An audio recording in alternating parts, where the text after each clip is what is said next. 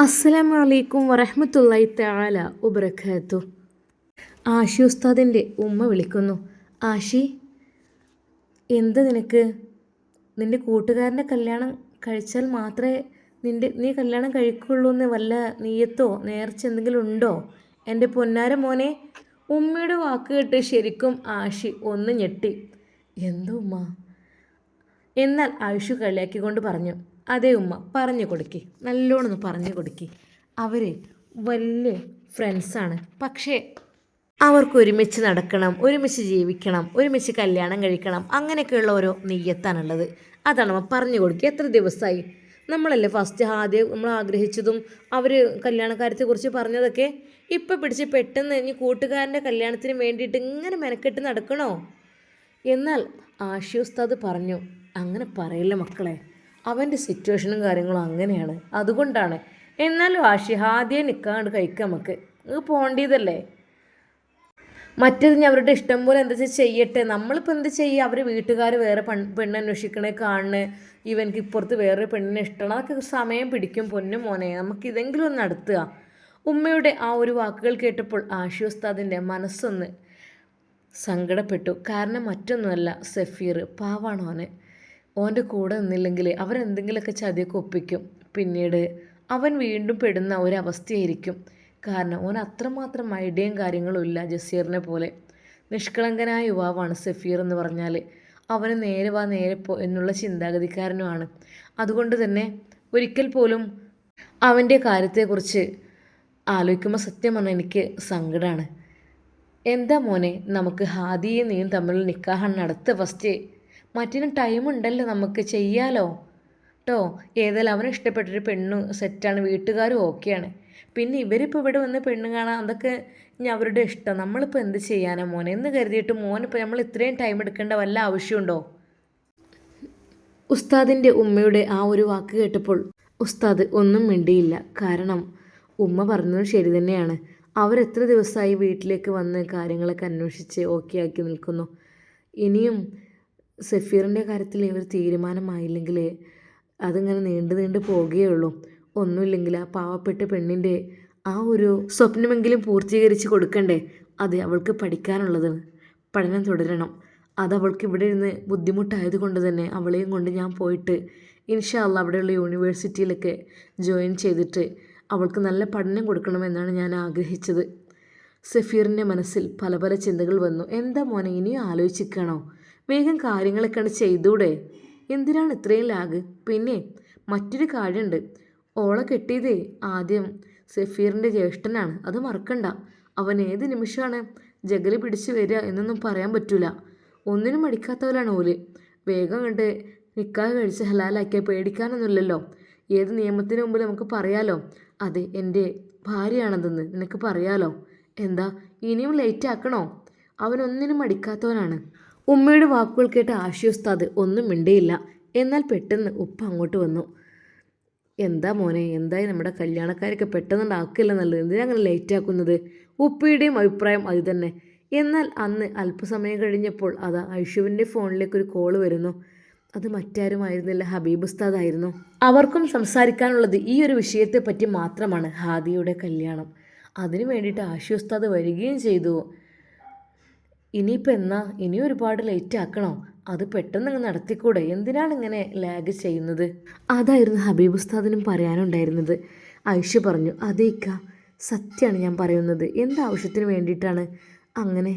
പക്ഷേ കൂട്ടുകാരൻ സഫീറുണ്ട്, അവരെ ഭയങ്കര ചങ്കുമാണ്. അവർ തമ്മിൽ അങ്ങോട്ടും ഇങ്ങോട്ടും പരസ്പരം സ്നേഹവും ബഹുമാനവും ഒക്കെയാണ്. അതൊക്കെ നല്ലത് തന്നെയാണ്, ഫ്രണ്ട്ഷിപ്പ് എപ്പോഴും നല്ലത് തന്നെയാണ്. പക്ഷേ ഇതിപ്പോൾ കല്യാണം കഴിക്കുന്ന രണ്ടാളും ഒന്നിനെയൊന്നല്ലല്ലോ, ഒരാൾ വേറെ ഒരാൾ വേറെയല്ലേ. പിന്നെ ഇപ്പം എന്താ, ഇതിൽ ഫസ്റ്റ് ആഷിയുടേത് കഴിഞ്ഞാലും പ്രശ്നമില്ല. കാരണം അവൻ്റെ കാര്യത്തിൽ കുറച്ചൊരു ചെറിയ ഇഷ്യൂസ് ഉണ്ടല്ലോ. വീട്ടുകാർ വേറെ പെണ്ണിനെ പറയുന്നതോ അവനിഷ്ടം വേറെ പെണ്ണിനെ, അങ്ങനെയൊക്കെ ആകുമ്പോഴാക്കൊന്ന് റെഡി സെറ്റായി കിട്ടാൻ ചിലപ്പോൾ ടൈം എടുക്കുകയായിരിക്കും. അതിനു മുമ്പ് എന്തിനും അഭിപ്രായ വ്യത്യാസങ്ങളില്ലാതെ ഹാദിയും ആഷി ഉസ്താവും തമ്മിലുള്ള വിവാഹത്തിന് ഇപ്പോൾ എന്താ ഇത്ര വലിയൊരു മുടക്ക്? അത് പെട്ടെന്ന് അങ്ങോട്ട് ആക്കിക്കൂടെ? അത് തന്നെയായിരുന്നു ഹബീബ് ഉസ്താദിൻ്റെയും വാക്കുകൾ. എന്നാൽ ഐഷു പറഞ്ഞു, അതെ, ഇക്കങ്ങളൊന്ന് പറയട്ടോ. എന്നാല് ഞാനെന്ത് പറയാനേടി. എന്നാൽ അല്പസമയം കഴിഞ്ഞപ്പോൾ ഉമ്മ അങ്ങോട്ട് വന്നു. മോളെ ആരാ? മോനാണോ? ഹബിയാണോ? ഹലോ ഹബി, മോനൊന്നും ഇങ്ങോട്ട് വൈകുന്നേരം വാട്ടോ. ആ ഉമ്മ ആയിക്കോട്ടെ, ഞാൻ വരാം. എന്നാൽ അന്ന് വൈകുന്നേരം വീട്ടിൽ നിന്ന് ആഷി ഉസ്താദ് ഇറങ്ങി നേരെ സഫീറിന് ഫോൺ വിളിച്ചുകൊണ്ട്. അവർ രണ്ടുപേരും അധികം വൈകാതെ തന്നെ കണ്ടുമുട്ടി. എന്നാൽ ഈ സമയം അതാ സഫീറിന് ചിലതൊക്കെ പറയുവാനുണ്ടായിരുന്നു ആഷി ഉസ്താദിനോട്. അവർ രണ്ടുപേരും അതാ കടകളുടെ ഒഴിഞ്ഞ മറുഭാഗത്തേക്ക് നടന്നു. അവർ രണ്ടുപേരും സംസാരിച്ചു. എന്നാൽ ചിലരൊക്കെ കണ്ടില്ലേ, രണ്ടുപേരും ഒന്നായി തീർന്നു. ഭയങ്കര ചങ്കും ചങ്കുമാണ്. എന്തൊക്കെ തന്നെയാലും രണ്ടാളിപ്പോൾ ഒരുമിച്ചാണ് പഠിക്കുന്നത് എന്നും പറഞ്ഞു കേട്ടിട്ടുണ്ട്. അതെ, പുളിക്കൽ തറവാട്ടിലെ സന്തതിയാണ് ആ സഫീർ എന്ന പേരുള്ള ആ ഒരുത്തന്. വലിയ പണക്കാരനാണ്. പക്ഷേ ഓനെ കണ്ടല്ല ജാടിയും കാര്യങ്ങളും ഒന്നുമില്ല. എന്തായാലും നല്ല കൂട്ടുകെട്ടാണ് കിട്ടിയിരിക്കുന്നത്. രണ്ടുപേരും ഭയങ്കര ഫ്രണ്ട്ഷിപ്പുമാണ്. അവരെക്കുറിച്ച് ആളുകൾ പറയുന്നതൊന്നും അവർ കേട്ടില്ല. അവർ രണ്ടുപേരും ഓരോ കാര്യങ്ങളായിട്ട് ചർച്ച ചെയ്തുകൊണ്ടിരുന്നു. എന്നാൽ ഈ സമയം സഫീർ പറഞ്ഞു, ആഷി, ഞാൻ ഒരു കാര്യം പറയട്ടെ. എന്നാൽ എങ്ങനെ ആ കാര്യം, വീട്ടിൽ പറയുന്ന കാര്യം എങ്ങനെ സഫീറിനോട് പറയും? അതിനെക്കുറിച്ച് പറഞ്ഞാൽ അവൻ എന്തെങ്കിലും വിചാരിക്കോ എന്നുള്ള അവസ്ഥയിലായിരുന്നു ആഷി ഉസ്താദ്. എന്നാൽ സഫീർ തിരിച്ച് പറയുകയാണുണ്ടായത്. ആഷി, ഞാൻ ഒരു കാര്യം പറയാം. എന്ത് കാര്യം? അതായത് എൻ്റെ കാര്യം നോക്കണ്ട. എൻ്റെ കാര്യം മീൻസ് എനിക്ക് ചെറുപ്പത്തിൽ മുതൽ തന്നെ എൻ്റെ വീട്ടിൽ നിന്ന് ഓരോ അനുഭവങ്ങളും കാര്യങ്ങളും ഉണ്ടായതുകൊണ്ട് തന്നെ എനിക്ക് എൻ്റെ ജീവിതത്തിൻ്റെ കാര്യത്തിൽ ഒട്ടും ഒരു പൂർണ്ണതയില്ല എന്ന് വേണമെങ്കിൽ പറയാം. അതായത് എനിക്കൊന്നും വിശ്വസിച്ച് അല്ലെങ്കിൽ എൻ്റെ ഇഷ്ടങ്ങൾ എനിക്കൊന്നും നടത്താൻ അവിടെ സ്വാതന്ത്ര്യമില്ല. ഓരോരുത്തർ പറഞ്ഞ് കേൾക്കണം. ഞാൻ ആ ഒരു രീതിയിലാണ് വളർന്നു വന്നത്. അതുകൊണ്ട് എന്താ സഫീർ എന്താ ഉദ്ദേശിക്കുന്നത് എനിക്ക് മനസ്സിലായില്ല. ഞാൻ ഒരു കാര്യം പറയാം, അത് ഓക്കെ പറയണം. അല്ലാഞ്ഞാൽ നമ്മൾ രണ്ടുപേരും ഒരേ മനസ്സാണ്, ഒരേ അഭിപ്രായങ്ങളാണ്, നമ്മൾക്കൊക്കെ ശരി തന്നെയാണ്. പക്ഷേ എൻ്റെ മനസ്സിലൊരു ആഗ്രഹമുണ്ട്. ആ ആഗ്രഹം എനിക്കൊന്ന് സാധിപ്പിക്കണം. എന്താ എന്താ സഫീർ നീ പറയുന്നത്? അതെ, ഞാൻ പറയട്ടെ ആഷി. ആഷി ഉസ്താദിൻ്റെ നിക്കാഹ് പെട്ടെന്ന് നടക്കണം. അതാണ് എൻ്റെ ആഗ്രഹം. ശരിക്കും താൻ പറയാൻ കൊതിച്ച ആ ഒരു വാക്കുകൾ സഫീർ തിരിച്ചു പറഞ്ഞപ്പോൾ ആഷി ഉസ്താദ് വരെ ഞെട്ടിപ്പോയി. എന്താ നീ പറയുന്നത്? സത്യമായിട്ടും? അതെ, എൻ്റെ മനസ്സിലെ ആഗ്രഹം അതാണ്. എനിക്കിഷ്ടം അത് തന്നെയാണ്. അതുകൊണ്ട് തന്നെ ഇത് പൂർത്തീകരിച്ച് തരണം. അതെൻ്റെ ആഗ്രഹമാണ്. എനിക്ക് അതെങ്കിലും കാണാലോ. എൻ്റെ കാര്യത്തിൽ യാതൊരു ഉറപ്പും എനിക്ക് പറയാനാവില്ല. കാരണം എൻ്റെ വീട്ടിലെ സിറ്റുവേഷനും കാര്യങ്ങളും അതങ്ങനെയാണ്. നന്നായി അറിയുന്നതല്ലേ. ഇപ്പോൾ കണ്ടില്ലേ, ഉമ്മയുടെ ആങ്ങളുടെ മോളെ കൊണ്ട് വിവാഹം കഴിപ്പിക്കാൻ ഉമ്മക്ക് വലിയ സ്നേഹമാണ് ഇപ്പം എന്നോട്. അതിന് വേണ്ടിയിട്ട് എന്നെ പൊന്നുപോലെ നോക്കുന്നു, താലോലിക്കുന്നു, എന്തൊക്കെയോ ചെയ്യുന്നു. അത് ജസീറും അങ്ങനെ തന്നെ. അവർ എന്ത് കാര്യത്തിന് വേണ്ടിയിട്ടാണ് എൻ്റെ മേലിൽ ഇത് ഏൽപ്പിക്കുന്നത് എനിക്കറിയുന്നില്ല. ഒരിക്കൽ പോലും എനിക്ക് അവളെ എൻ്റെ ഭാര്യയായിട്ട് കാണാനും കഴിയില്ല. എൻ്റെ ഇത്താത്തയുടെ രീതിയിൽ എനിക്ക് കാണാൻ കഴിയുള്ളൂ. കാരണം 3-4 വയസ്സിനാണ് അവരെൻ്റെ മൂത്തതായിട്ടുള്ളത്. അത് നോ പ്രോബ്ലം, കുഴപ്പമില്ല. അങ്ങനെയുണ്ട്, ചരിത്രങ്ങളിലുണ്ട്. പക്ഷേ അതല്ല എനിക്ക്, നമുക്ക് മനസ്സിലൊരു ഇഷ്ടം തോന്നിക്കഴിഞ്ഞാലല്ലേ അങ്ങനെ അവരോടൊരു അടുപ്പം തോന്നുള്ളൂ. പക്ഷേ എനിക്ക് ആ രീതിയിൽ അവരെ ഇഷ്ടപ്പെടാനേ കഴിയുന്നില്ല, കാണാൻ കഴിയുന്നില്ല. എനിക്കെൻ്റെ സഹോദരിയെ പോലെ, എൻ്റെ ഉമ്മയുടെ അനിയത്തിയെ പോലെ അങ്ങനെയൊക്കെയാണ് എനിക്ക് തോന്നുന്നത്. കാരണം നമുക്കൊരു ബഹുമാനം സ്നേഹമുള്ളൊരു വ്യക്തിയാണ് അവർ. നൂർജഹാൻ എന്ന പേരിൽ. ശരിയാണ്, ഒരുപാട് സമ്പത്തും സ്വത്തും സൗന്ദര്യവും എല്ലാം ഉണ്ട്. പറഞ്ഞിട്ടെന്താ, എനിക്ക് തോന്നുന്നില്ല. അതുകൊണ്ട് ഞാൻ ഒരു കാര്യം പറയാം. എൻ്റെ കാര്യം അവിടെ നിൽക്കട്ടെ. നമ്മുടെ ആഷിൻ്റെയും ഹാദിയുടെയും നിക്കാഹിൻ്റെ കാര്യത്തിലേക്ക് പെട്ടെന്ന് കടക്കാം. എനിക്ക് അതെങ്കിലും കണ്ട് എൻ്റെ കൂട്ടുകാരനെങ്കിലും സുഖമായി ജീവിക്കുന്നത് എനിക്കൊന്ന് കാണണം. പിന്നെ ഹാദിയ, അവളെക്കുറിച്ച് പറയുകയാണെങ്കിൽ എൻ്റെ ജ്യേഷ്ഠത്തി വൈഫ്, അത് എൻ്റെ ജ്യേഷ്ഠൻ്റെ വൈഫായിരുന്നു. അതുകൊണ്ട് അവൾക്കും ഒരുപാട് ബുദ്ധിമുട്ടുകൾ നേരിടേണ്ടി വന്നു എൻ്റെ വീട്ടുകാരിൽ നിന്ന്. അതുകൊണ്ട് തന്നെ എനിക്ക് പറയാനുള്ളത് എന്താണെന്ന് വെച്ചാൽ, അവൾക്കും സന്തോഷകരമായ ജീവിതം നൽകണം. കാരണം ഞാൻ അതിന് ഏറ്റവും കൂടുതൽ കടപ്പെട്ടവൻ തന്നെയാണ്. കാരണം എനിക്ക് കൂടി അതിൻ്റെ ആവശ്യമാണ്. അവർ സന്തോഷമായി ജീവിക്കുന്ന എനിക്കെങ്കിലും ഒന്ന് കാണണം. അതിനു വേണ്ടിയിട്ട് പെട്ടെന്ന് ഇൻഷാ അല്ലാ. എന്നാൽ തൻ്റെ കൂട്ടുകാരൻ്റെ വാക്കുകൾ കേട്ടപ്പോൾ ജസീറിൻ്റെ മനസ്സിൽ പല ചിന്തകൾ വന്നു. ശരിക്കും പറഞ്ഞാൽ സഫീറിനെ കുറിച്ച് ഓർത്തപ്പോൾ വല്ലാത്ത സങ്കടം തോന്നി. റബ്ബേ, അതെ, ഏതൊരാളും ആഗ്രഹിക്കുന്നതാണ് വിവാഹ ജീവിതം, ദാമ്പത്യ ജീവിതം എന്നൊക്കെ. പക്ഷെ അത് പെട്ടെന്ന് ഇല്ലാതാവുക എന്നൊക്കെ പറയുമ്പോൾ ആഷി ഉസ്താദ് നെടുവീർപ്പിട്ട് സഫീറിൻ്റെ മുഖത്തേക്ക് ദയനീയമായി നോക്കി. ഏയ്, നോ പ്രോബ്ലം. എൻ്റെ കാര്യത്തിൽ വിഷമിക്കേണ്ട ഒരു ആവശ്യമില്ല. എൻ്റെ വീട്ടുകാർ അത്തരക്കാരുമല്ല. ഇനിയിപ്പോൾ ഒരു പെണ്ണിനെ വീട്ടിലേക്ക് കെട്ടിക്കൊണ്ടു വന്നാൽ തന്നെ അവരൊരു സുഖം സമാധാനം കൊടുക്കില്ല. എനിക്കത് നന്നായിട്ടറിയാം. സത്യം പറഞ്ഞാൽ റിസ്വാന വക്കീലിനെ ഞാൻ പറഞ്ഞ് മനസ്സിലായിക്കോളാം. കുറച്ചുകൂടി കാത്തിരിക്കണം എന്നുള്ളത്. അല്ല എങ്കിൽ എന്നാൽ ആഷിക്ക് വല്ലാത്ത സങ്കടമാണായത്. സഫീറിനെ ഒന്നുകൊണ്ട് വിഷമിക്കണ്ട. ആരെന്തൊക്കെ പറഞ്ഞാലും അത് റിസ്വാന വക്കീൽ തന്നെയാണ് നിൻ്റെ പെണ്ണ്. അതെ, അവൾ ഉസ്താദായ ഞാനാണ് ഈ പറയുന്നത്. ആരും അറിയാതെ നിക്കാഹിലൊക്കെ നമുക്ക് കടക്കാം. അതാണ് നല്ലത്. മറ്റാരും അറിയണ്ട. കാരണം വീട്ടുകാർ പറഞ്ഞാൽ സമ്മതിക്കൂല. എന്താ, പറ്റൂലേ? ആരും അറിയണ്ട. ഞാൻ പ്രത്യേകം അവളുടെ ഉപ്പയോട് പറഞ്ഞോളാം. തൽക്കാലം പെട്ടെന്ന് നിക്കാഹ് നിങ്ങൾ ചെയ്യണം. അതെ, നിങ്ങൾ ഒരുമിച്ച് ജീവിക്കണം. അല്ലെങ്കിൽ അതിനുള്ള സിറ്റുവേഷൻ അത് ഞാൻ ഉണ്ടാക്കി തരും. അതിന് വേണ്ടിയിട്ട് ഉള്ള തയ്യാറെടുപ്പ് മാത്രമാണ് എനിക്കുള്ളത്. എന്നാൽ തൻ്റെ പ്രിയപ്പെട്ട കൂട്ടുകാരൻ്റെ ആ ഒരു വാക്കുകൾ കേട്ടപ്പോൾ ശരിക്കും സഫീർ ഒന്ന് ഞെട്ടിപ്പോയി. അതെ, മനസ്സിൽ ഒരുപാട് കുന്നോളം ആഗ്രഹമുണ്ട്. പക്ഷെ സമ്മതിക്കാൻ ഞാൻ എന്ത് ചെയ്യാൻ? അവൻ ദയനീയമായി അതാ നമ്മുടെ ആഷിയെ നോക്കിയപ്പോൾ ആഷി ഉസ്താദ് പറഞ്ഞു, അതെ, ഇനി അതേ വഴിയുള്ളൂ. നിനക്ക് ഇഷ്ടപ്പെട്ട സ്വാലിഹ ഒരു പെണ്ണാണെങ്കിൽ, നിൻ്റെ വയസ്സിന് മൂത്ത ഒരു സഹോദരിയുടെ സ്ഥാനത്ത് നിൽക്കുന്ന പെണ്ണിനെ വിവാഹം കഴിക്കാൻ നിനക്ക് താല്പര്യമില്ല എങ്കിൽ അവളുടെ ഉസ്താദായ ഞാൻ നടത്തിത്തരും ഈ വിവാഹം. പക്ഷെ ആരും അറിയണ്ട. നിൻ്റെ ഉമ്മയും അറിയണ്ട, നിൻ്റെ സഹോദരനും അറിയണ്ട. കാരണം അവരുടെ സ്വഭാവം കാര്യങ്ങൾ അങ്ങനെ ആയതുകൊണ്ടാണ്. അല്ലാതെ നല്ല രീതിയിൽ ജീവിക്കുന്ന മനുഷ്യന്മാരാണെങ്കിൽ മാന്യമായി പറഞ്ഞു കഴിഞ്ഞാൽ മതി. പക്ഷെ നിന്നോടെന്താ പറഞ്ഞാൽ അവളെ എങ്ങനെ വിവാഹം കഴിച്ചിട്ടുണ്ടെങ്കിൽ കാല് ഞാൻ വെട്ടുന്നൊക്കെ പറഞ്ഞ് ഭീഷണിപ്പെടുത്തിയതാണ്. അതുകൊണ്ട് പറയാനുള്ളത് നീ പറഞ്ഞു കഴിഞ്ഞു. തൽക്കാലം നിനക്ക് ചെയ്യാനുള്ളത് നിക്കാഹ്, അവരറിയാതെ രഹസ്യ നിക്കാഹ്. എന്നാൽ നിങ്ങൾ രണ്ടുപേരും ഒരുമിച്ചായല്ലോ. നിങ്ങളുടെ മനസ്സും ശരീരവും ഒന്നായല്ലോ. എന്താ, അതല്ലേ ഏറ്റവും നല്ലത്? എന്നാൽ ഒട്ടും പ്രതീക്ഷിക്കാതെ തൻ്റെ പ്രിയപ്പെട്ട ആഷിയുടെ വായിൽ നിന്നും ഈ ഒരു വാക്കുകൾ വന്ന സഫീർ അവനെ കെട്ടിപ്പിടിച്ചു കരഞ്ഞു. ആഷി, എൻ്റെ കാര്യത്തിലല്ലെങ്കിലും നീ വളരെയധികം, അതിനെന്താടാ, സത്യമായിട്ടും എൻ്റെ സന്തോഷം നിൻ്റെയും സന്തോഷമാണ്. അത് എനിക്ക് പെണ്ണുണ്ട്, ഞാൻ അവളുടെ കൂടെ ജീവിക്കും സുഖസുന്ദരമായി. പക്ഷേ നീ ഒറ്റയ്ക്ക് നിൻ്റെ മനസ്സിൽ ഒരുപാട് ഭാരവും പേറിക്കൊണ്ട് ജീവിക്കുമ്പോഴേ എനിക്കത് സഹിക്കോ? ഇല്ല. അതുകൊണ്ട് എനിക്ക് പറയാനുള്ളത് മറ്റൊന്നുമല്ല. ഞാൻ ഇന്ന് തന്നെ റിസ്വാന വക്കീലിനെ വിളിച്ച് കാര്യങ്ങൾ ബോധിപ്പിക്കുകയാണ്. അവളോട് പറയും കാര്യങ്ങളെല്ലാം.